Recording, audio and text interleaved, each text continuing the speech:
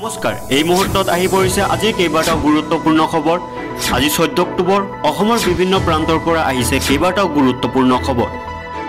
আজিৰ breaking news. অবৈধ কাৰ্যকলাপ ৰোধ কৰিবলৈ কাছাৰ জিলাৰ ভাৰত বাংলাদেশ সীমান্তৰ 1 কিলোমিটাৰ এলেকাত সূৰ্যাস্তৰ পৰা সূৰ্যোদয়লৈকে খান্ধ আইন বলবৎ কৰা হৈছে আৰু 144 ধাৰা জাৰি কৰা হৈছে।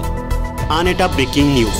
দৰং জিলাত আজি 250 বিঘা চৰকাৰী ভেটি দখলমুক্ত কৰিবলৈ নতুনকৈ উচ্ছেদ অভিযান। জুবিন গাৰ্গৰ মৃত্যুৰ সন্দৰ্ভত SITয়ে ছিংগাপুৰৰ পৰা অহা আৰু 2জন অসমীয়া লোকক সোধা পোছা কৰে। ইতিমধ্যে 7জন লোকে সাক্ষ্য দিছে।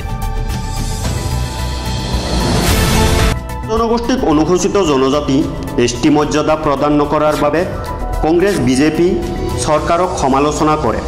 এই প্ৰতিশ্ৰুতি পূৰণ নোহোৱাৰ বাবে জনগোষ্ঠীটোৱে আন্দোলন কৰিছে।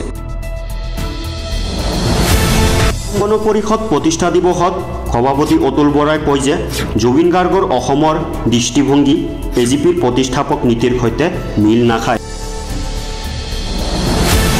জুবিন গাৰ্গৰ মৃত্যুৰ ন্যায় আৰু দোষীসকলক শীঘ্ৰে শাস্তি দিয়াৰ দাবীত সদৌ অসম ছাত্ৰ সন্থাৰ ৰাজ্যজুৰি প্ৰতিবাদ কাৰ্যসূচী। পেটা ৰেল ষ্টেচনত 220 কেজিৰ অধিক পংগলিনৰ স্কেল জব্দ কৰা হয়। এই সন্দৰ্ভত 3জন লোকক গ্ৰেপ্তাৰ কৰা হয়। আজি 15 অক্টোবৰ মহাৰাজ আগ্ৰসেন জয়ন্তীৰ বাবে কেইবাখনো ৰাজ্যৰ লগতে অসমৰ কিছুমান শিক্ষা অনুষ্ঠান বন্ধ ঘোষণা।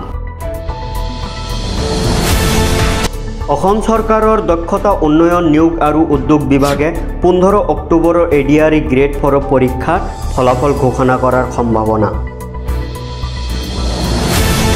NDAৰ সৈতে মিত্ৰতাৰ বাবে আলোচনা ইতিবাচক দিশত আগবাঢ়িছে হাগ্ৰাম মহিলাৰ।